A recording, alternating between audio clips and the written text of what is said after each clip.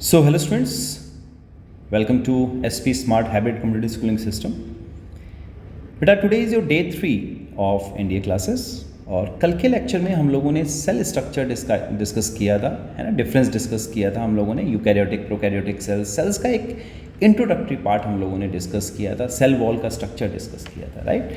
आज जो हम लोगों ने डिस्कस करना है, हम डिस्कस करेंगे about the different organelles of the cell. हम साइटोप्लाज्म की बात करेंगे, एंडोप्लाज्मिक रेटिकुलम, गोल्जी बॉडीज़ की बात करेंगे, लाइजोसोम्स की बात करेंगे, प्लास्टिड्स की बात करेंगे, है ना, साइटोस्केलेटन, माइक्रोफिलामेंट्स, इन सब जितने भी ऑर्गेनल्स हैं सेल के अंदर हम उनको डिस्कस करते हैं, ठीक है। So let's start with the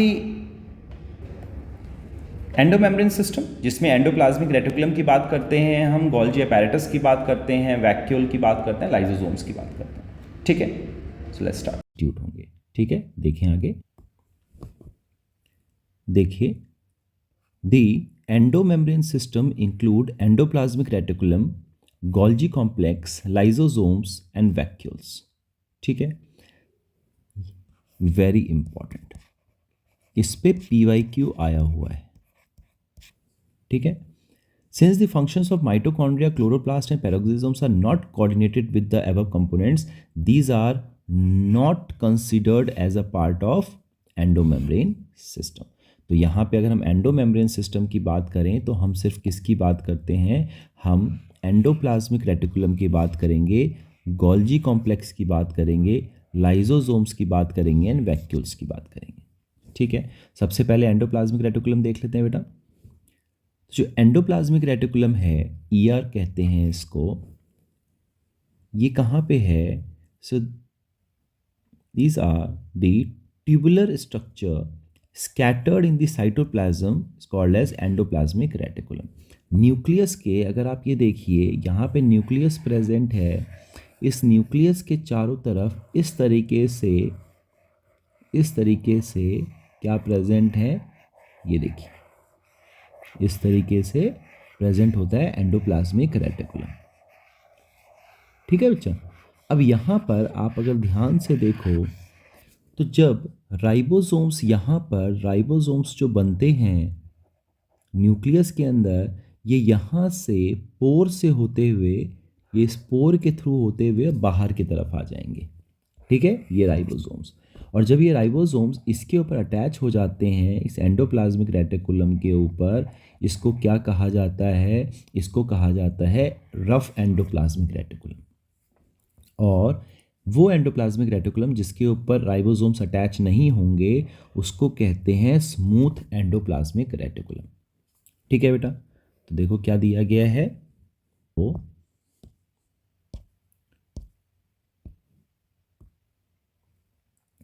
तो देखिए ये किस तरीके से, इस तरीके से एक स्टैक बना हुआ है सिस्टर्ने का, है ना बच्चा, यहाँ पर, राइट, इस तरीके से स्ट्रक्चर बनता है। तो यहाँ पर जो एंडोप्लाज्मिक रेटिकुलम जो है, ये प्रोटीन बनाता है, ये प्रोटीन सिंथेसाइज करेगा, सिंथेसाइज प्रोटीन्स, और ये क्या करता है? ये करता है folding of proteins, folding of proteins. Protein folding का काम कहाँ पे होगा? गोल्जी अपैरेटस के अंदर होगा, ठीक है।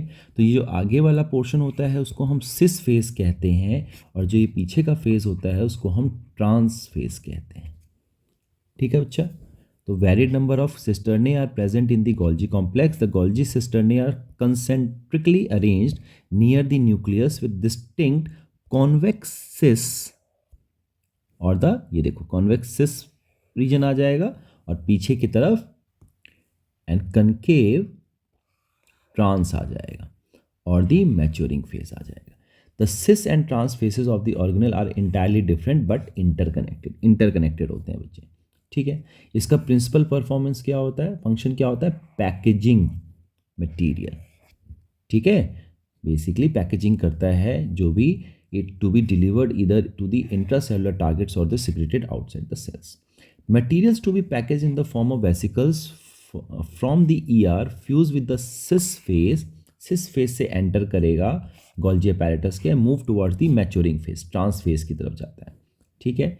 This explains why the Golgi complex remain in the close association with the endoplasmic reticulum. तो जो भी मटेरियल एंडोप्लाज्मिक रेटिकुलम में बन रहा है वो गोल्जी अपैरेटस में वेसिकल्स के थ्रू पैकेजिंग होने के लिए आता है बच्चे, ठीक है।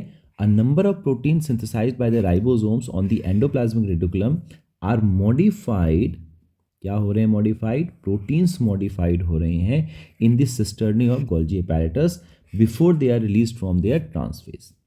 सो Golgi apparatus is an important site for the formation of glycoprotein and glycolipids, ठीक है। जब ग्लूकोज एंड लिपिड्स के कॉन्जुगेशन को ग्लाइकोलिपिड्स कहते हैं एंड ग्लूकोज एंड प्रोटीन्स के कॉन्जुगेशन को हम ग्लाइकोप्रोटीन्स कहते हैं, ठीक है। अगेन इंपॉर्टेंट पॉइंट आ गई, इंपॉर्टेंट पॉइंट आ गया, ठीक है बेटा। नेक्स्ट देखिए, नेक्स्ट दो और एंडोप्लाज्मिक रेटिकुलम है, एंडोप्लाज्मिक मेम्ब्रेन है। एंडोमेम्ब्रेन सिस्टम्स में जो आते हैं दैट इज लाइसोसोम्स। लाइसोसोम्स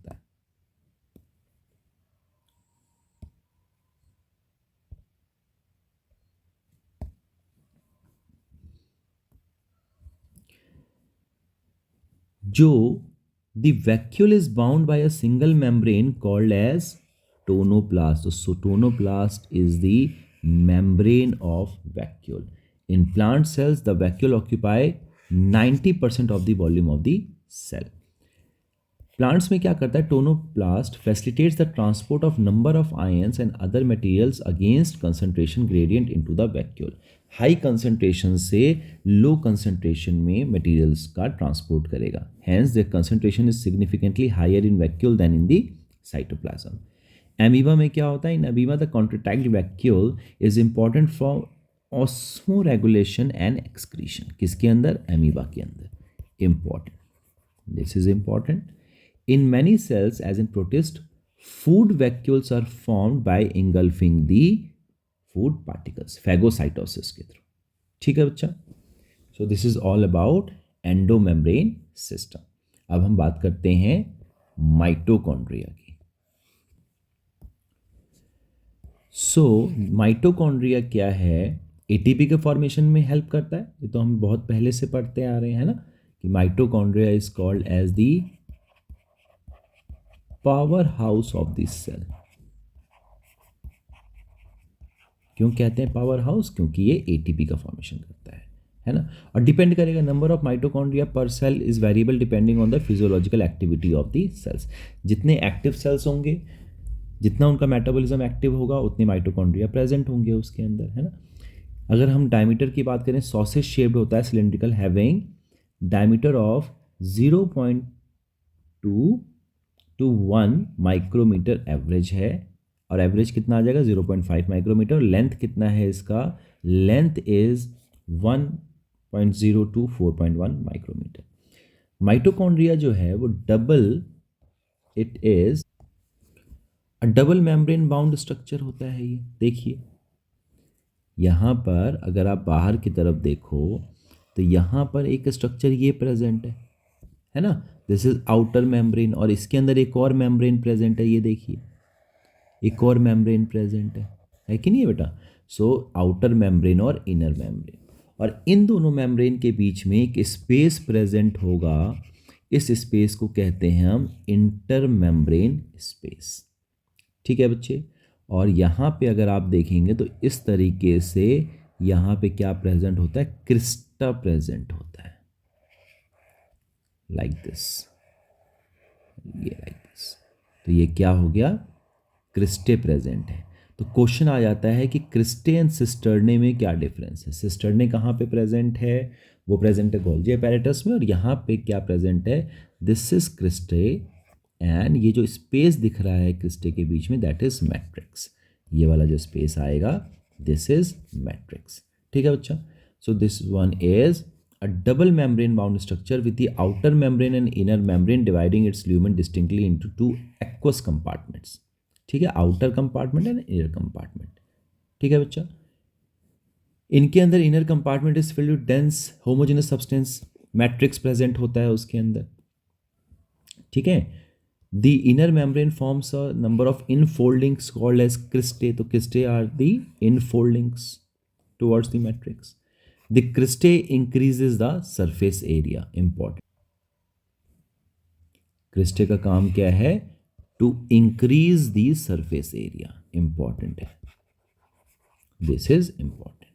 ठीक है बच्चे। So mitochondria are the sites of aerobic respiration. They produce cellular energy in the form of ATP, hence are called as powerhouse of the cell. क्योंकि ये क्या करते हैं? ATP बनाते हैं।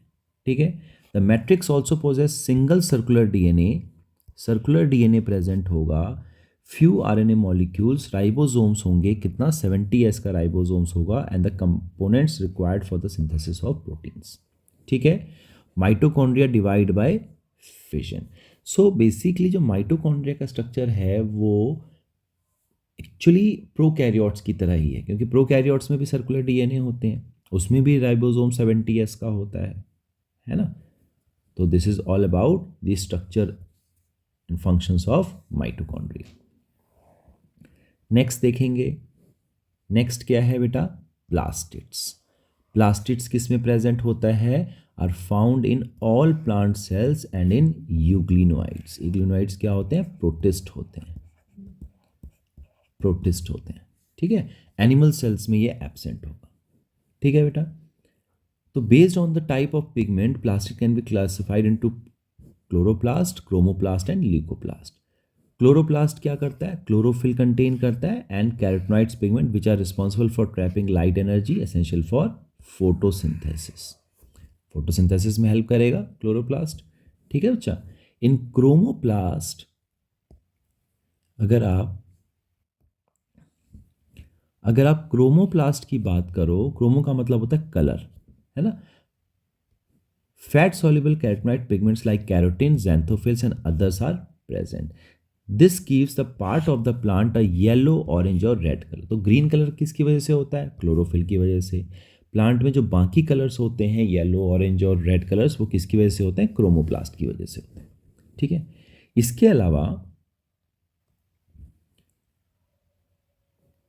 अलावा ल्यूकोप्लास्ट सेल्स होते हैं विच आर कलरलेस प्लास्टिड्स, अलग अलग शेप एंड साइज के, क्या करते हैं? Store nutrients. जो अमाइलोप्लास्ट होगा ये क्या स्टोर करता है? Carbohydrate, like example in potato. Elaioplast जो होते हैं this stores fat and oils, और एल्यूरोप्लास्ट होते हैं जो कि क्या स्टोर करते हैं? प्रोटीन स्टोर करते हैं। इंपॉर्टेंट पॉइंट है बच्चे, दिस इज इंपॉर्टेंट। ठीक है बेटा, this is all about plastids. अब हम बात कर लेते हैं क्लोरोप्लास्ट की। देखो, तो क्लोरोप्लास्ट किस में प्रेजेंट होगा? प्लांट्स में प्रेजेंट होगा। Majority of the chloroplast of the green plants are found in mesophyll cells of the leaves, है ना। अभी हम लोगों ने देखा, जब हम लोगों ने लीव्स का एनाटॉमी पढ़ा था तो उसमें हम लोगों ने डिस्कस किया था, राइट। मेसोफिल सेल्स होते हैं वहाँ पे। लेंस शेप के होते हैं, ओवल हो सकता है, स्फेरिकल हो सकता है, डिस्क्वाइड हो सकता है, रिबन शेप का हो सकता है। ये इसका कुछ लेंथ वेरिएबल, कुछ प्रोपोर्शंस दिए गए हैं, लेंथ एंड विड्थ दिया गया है ना बच्चा। Their number varies from 1 per cell of the Chlamydomonas to green alga to 20 to 40 cells in the mesophylls, है ना। इनका नंबर जो है डिपेंड करता है। तो ये बना क्या होगा? क्लोरोप्लास्ट भी क्या है? डबल मेम्ब्रेन बाउंड ऑर्गेनेल्स है। ठीक है बच्चे, इंपॉर्टेंट है। डबल मेम्ब्रेन बाउंड में क्लोरोप्लास्ट आ जाता है और माइटोकॉन्ड्रिया आ जाता है। ठीक है बच्चा। फिर देखेंगे यहां पर the space limited by inner membrane of the chloroplast is called as stoma. यहां पर भी क्या होगा? देखो, एक आउटर मेम्ब्रेन प्रेजेंट होगा और एक इनर मेम्ब्रेन प्रेजेंट है। ठीक है। यहां पर इसके अंदर छोटे छोटे से थैलाक्वाइड्स, जैसे क्वाइन का स्टैक होता है ना, वैसे थैलाक्वाइड्स प्रेजेंट होते हैं। क्या प्रेजेंट होते हैं? थैलाक्वाइड्स, लाइक दिस।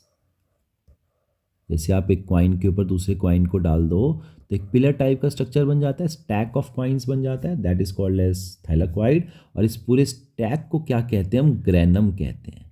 क्या कहते हैं? ग्रेनम कहते हैं। तो थैलाक्वाइड आपस में मिलके आपको क्या बनाता है? जैसे कि ये थैलाक्वाइड है, इसके ऊपर थैलाक्वाइड आ जाएगा, थैलाक्वाइड आ जाएगा, तो ये पूरा कहा जाता है ग्रेनम कहलाता है। ठीक है बच्चा। So number of organized flattened membrane sacs called as the thylakoids are present in the stroma। इस पूरे पोर्शन को हम स्ट्रोमा कहते हैं और इनके बीच में ये आप देख रहे हो अलग अलग ग्रेना के बीच में कनेक्शंस प्रेजेंट होता है, लिंक प्रेजेंट होता है। This is called as stroma lamellae. ठीक है। Thylakoids are arranged in stack-like piles of coins called as grana, singular granum, or the integral thylakoids. In addition, there are flat membranous tubules called as stroma lamellae connecting the thylakoids of the different grana. जो connection present होता है different thylakoids के अंदर, grana के अंदर, उसको हम क्या कहते हैं? उसको हम स्ट्रोमा लैमेली कहते हैं। ठीक है। स्ट्रोमा और chloroplast contains enzymes required for the synthesis of carbohydrate and proteins. It also contain small double circular DNA। देखिए इसके अंदर भी डबल सर्कुलर डीएनए होगा, राइबोसोम प्रेजेंट होगा, है ना। Chlorophyll pigments are present in the thylakoid. The ribosomes of the chloroplast are smaller, 70s का होता है। ठीक है, जस्ट लाइक इन माइटोकॉन्ड्रिया। और साइटोप्लाज्मिक राइबोसोम्स कितने का होता है? 80s का होता है। ठीक है, तो राइबोसोम्स देख लेते हैं। What are ribosomes?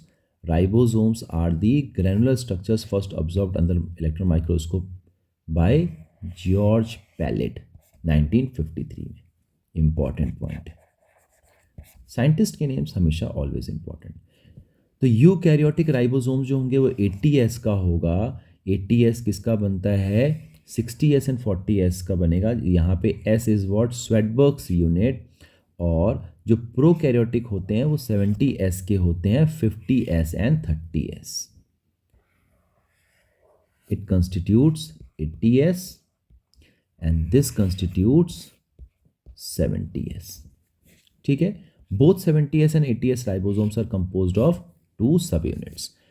एक छोटा स्मॉल सब यूनिट होता है बच्चे, और यहाँ पे लार्ज सब यूनिट होता है। ठीक है, तो इन दोनों सब यूनिट्स को मिला के क्या बनाते हैं? राइबोसोम्स बनता है बच्चा। ठीक है बेटा, सो this is all about ribosomes. अब हम बात कर लेते हैं साइटोस्केलेटन की। तो साइटोस्केलेटन क्या होता है? Cytoskeleton it consist of microtubules, microfilaments and intermediate filaments. ठीक है, कलेक्टिवली कॉल्ड एज साइटोस्केलेटन। क्या करता है ये? क्या करता है?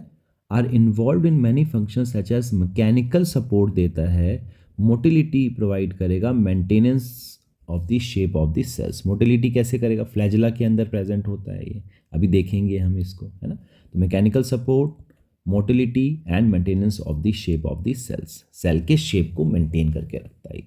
ठीक है बच्चा, यहाँ देखिए स्ट्रक्चर दिया गया है सीलिया एंड फ्लैजिला का।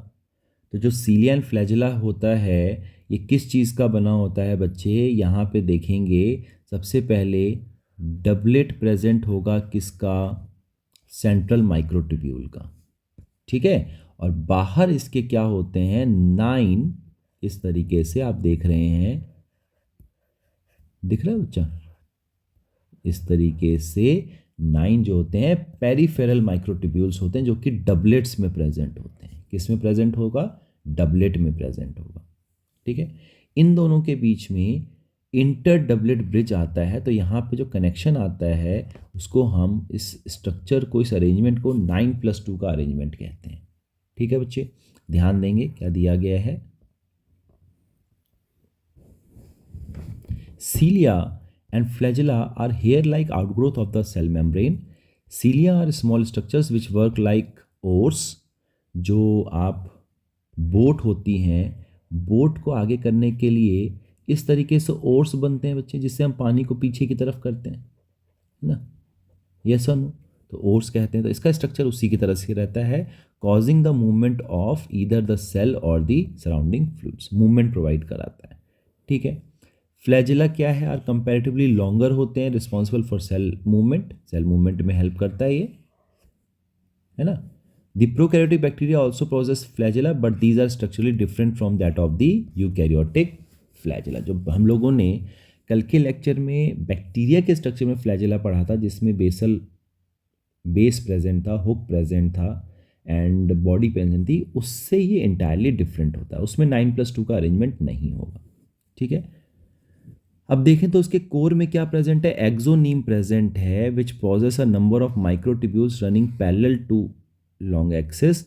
Axoneme usually has 9 doublets of radially arranged peripheral microtubules and a pair of centrally located microtubule। ये देखिए इस पूरे स्ट्रक्चर को क्या कहते हैं, 9+2 का अरेंजमेंट कहते हैं। अब सारे के सारे देखिए बच्चे, ये रेडियली प्लेस्ड है ना, रेडियली प्लेस्ड। अब इनके बीच में अगर आप देखो तो रेडियल स्पोक प्रेजेंट है। यहाँ पे इसको हम क्या कहेंगे, इस स्ट्रक्चर को जो कि इसको अलग करेगा, सेंट्रल माइक्रोट्यूब्यूल को अलग करेगा, उसको हम सेंट्रल शीथ कहते हैं। ठीक है बच्चा, तो देखिए इस अरेंजमेंट को, एक्सोनीमल माइक्रोट्यूब्यूल को अरेंजमेंट को क्या कहते हैं, 9+2 का एरे कहते हैं, enclosed bye a central sheath. Important है, PYQ है बच्चा ये। ठीक है, thus there are 9 radial spokes. The peripheral doublets are also interconnected by the linkers present होते हैं, और peripheral doublets present होता है।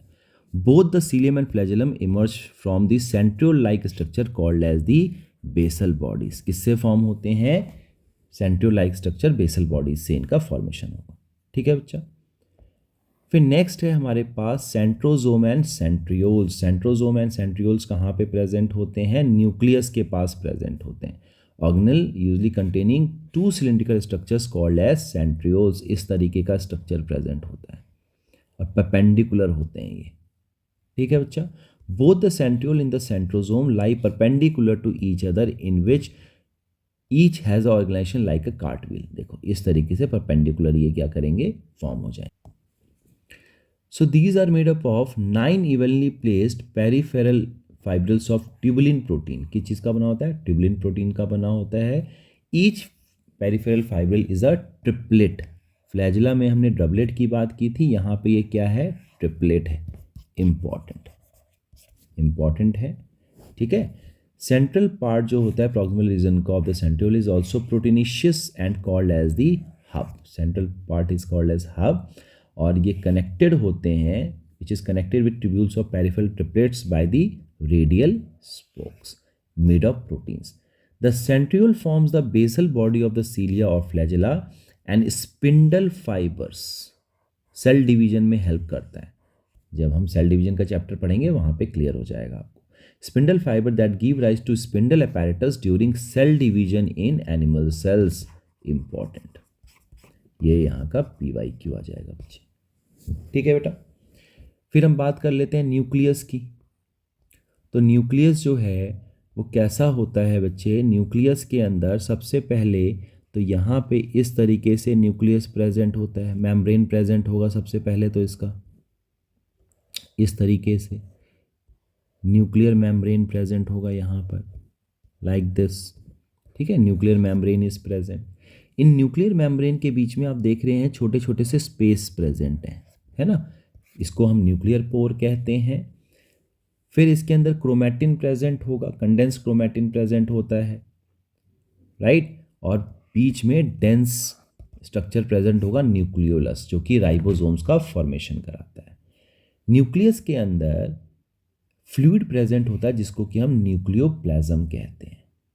ठीक है, और जो मेम्ब्रेन होगा उसके बीच में स्पेस आता है जिसको हम पेरीन्यूक्लियर स्पेस कहलाता है। ठीक है, न्यूक्लियस को सबसे पहले किसने डिस्क्राइब किया था, रॉबर्ट ब्राउन ने डिस्क्राइब किया था इन 1831, और बाद में later the material of the nucleus stained by the basic dyes was given the name chromatin by Flemming. Important line है बच्चे। ठीक है, तो यहाँ पे हमने क्या किया, न्यूक्लियर मेम्ब्रेन है सबसे आउटर में, इनके बीच में न्यूक्लियर पोर प्रेजेंट होगा, क्रोमैटिन प्रेजेंट होगा जो कि कंडेंसेशन करता है डीएनए का और क्रोमोसोम बनाता है, और न्यूक्लियोप्लाज्म प्रेजेंट होगा, that is the fluid in nucleus. ठीक है बेटा, सो दिस इज अबाउट न्यूक्लियस। ठीक है, फिर ये जो क्रोमैटिन है बेटा, ये क्रोमैटिन जो है कंडेंसेशन करने के बाद क्या कर देता है, क्रोमोसोम्स बनाता है। तो interphase nucleus has a loose and distinct network of nucleoprotein fibers called as chromatin. ठीक है, different stages of cell division के बाद क्या होता है, cell shows structure chromosomes form करता है in place of the chromatin. Chromatin contains DNA and some basic proteins called as histones. तो हिस्टोन प्रोटीन्स होते हैं बच्चे. कौन कौन से हिस्टोन प्रोटीन्स होते हैं? H2A, H2B, H3 and H4. इनका क्या बन जाता है? ऑक्टामर बन जाता है. ऑक्टामर बन जाता है. ठीक है, तो इसके साथ क्या होता है, ये न्यूक्लियस है, मान लीजिए हिस्टोन प्रोटीन है, तो इसके ऊपर डीएनए जो है इस तरीके से बाइंड कर जाएगा. ठीक है बेटा, तो ये न्यूक्लियोसोम बना देते हैं. इसी को हम कंडेंसेशन कहा जाता है. ठीक है, और बीच में यहाँ पर लिंकर डीएनए प्रेजेंट होगा. Linker DNA is present and इसके साथ प्रेजेंट होता है यहाँ पर क्या, यहाँ पे प्रेजेंट होता है H1 प्रोटीन. ठीक है, H1 हिस्टोन प्रोटीन प्रेजेंट होता है लिंकर डीएनए के साथ, जो कि लिंक करने में हेल्प करेगा. ठीक है बेटा, फिर अगर आप देखो तो जो क्रोमोसोम है बीच में सेंटर में इसके क्या प्रेजेंट होता है, सेंट्रोमेयर प्रेजेंट होता है. और इसके दोनों तरफ क्या होगा, सिस्टर क्रोमैटिड्स होते हैं लाइक दिस. इसके दोनों तरफ यहाँ पर क्या होंगे, सिस्टर क्रोमैटिड्स. किससे बने हैं ये? कंडेंसेशन से बने हैं बच्चे. ठीक है, और इसके ऊपर प्रेजेंट होता है, सेंट्रोमेयर के ऊपर प्रेजेंट होता है काइनेटोकोर, जिससे कि क्या बाइंड कर जाता है, स्पिंडल फाइबर बाइंड करेगा, और वो फिर जब in the process of cell division इनको दो तरफ, दोनों पोल्स की तरफ लेके जाएगा, ब्रेक डाउन कर देगा. ठीक है बच्चा, राइट. अब सेंट्रोमेयर के स्ट्रक्चर के ऊपर, based on the position of centromere, chromosomes can be classified into 4 types. देखिए, अगर ये दोनों तरफ जो आर्म है इसको हम पी आर्म कहते हैं, इसको हम क्यू आर्म कहते हैं. अगर ये सेंटर में प्रेजेंट है तो मेटासेंट्रिक होता है. क्या होता है? मेटासेंट्रिक होता है. अगर ये स्लाइटली ऊपर है ना, थोड़ा सा छोटा है, तो सब मेटासेंट्रिक होगा. अगर ये देखिए पोल्स की तरफ चला गया, in case of acrocentric chromosomes the centromere is situated close to its end forming one extremely short and one long arm. और अगर ये बिल्कुल ही छोटा हो गया, वेयर एज द टीलोसेंट्रिक कौन से होते हैं, chromosome has a terminal centromere. कैसे होते हैं? टर्मिनल, एंड पॉइंट पे प्रेजेंट होता है.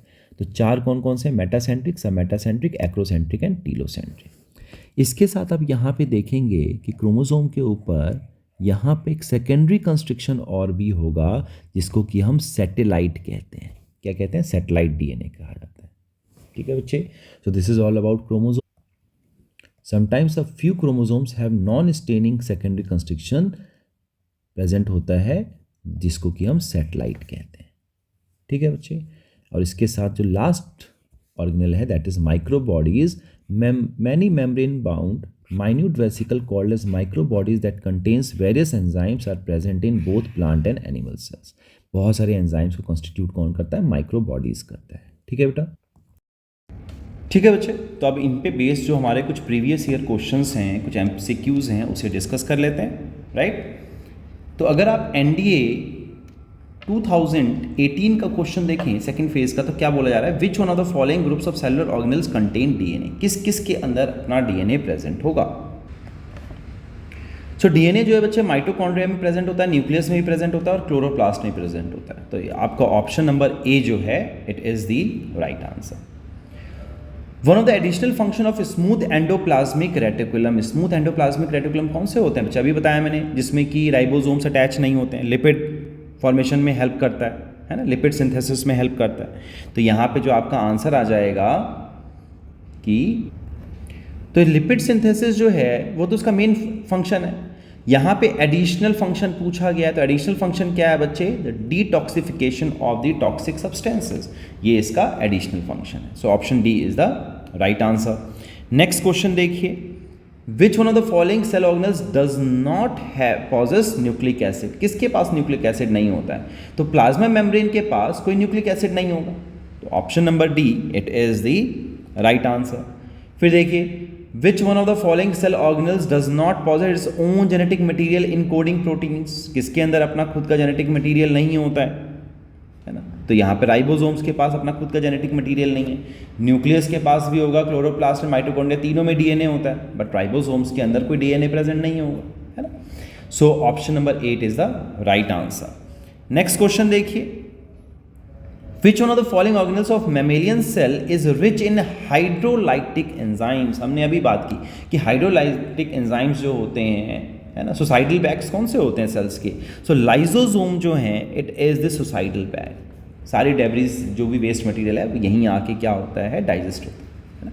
तो क्यों हो जाता है? क्योंकि वहाँ पे हाइड्रोलाइटिक एंजाइम्स प्रेजेंट हैं। नीट 2019 का क्वेश्चन है। नेक्स्ट क्वेश्चन देखिए, mitochondria are able to produce their own, क्या प्रोड्यूस कर सकता है? तो ये बच्चे अपना खुद का जो है प्रोटीन फॉर्म कर सकता है, ठीक है। इसके पास खुद की अपनी ओन मशीनरी प्रेजेंट होती है ना, बिकॉज माइटोकॉन्ड्रिया जो है एक डबल मेम्ब्रेन बाउंड ऑर्गेनल है, जो कि ज़्यादातर सारे के सारे यूकैरियोटिक ऑर्गेनिज्म में प्रेजेंट होता है। And these organelles are able to make their own proteins because they have their own ribosomes and DNA. So option B it is the right answer.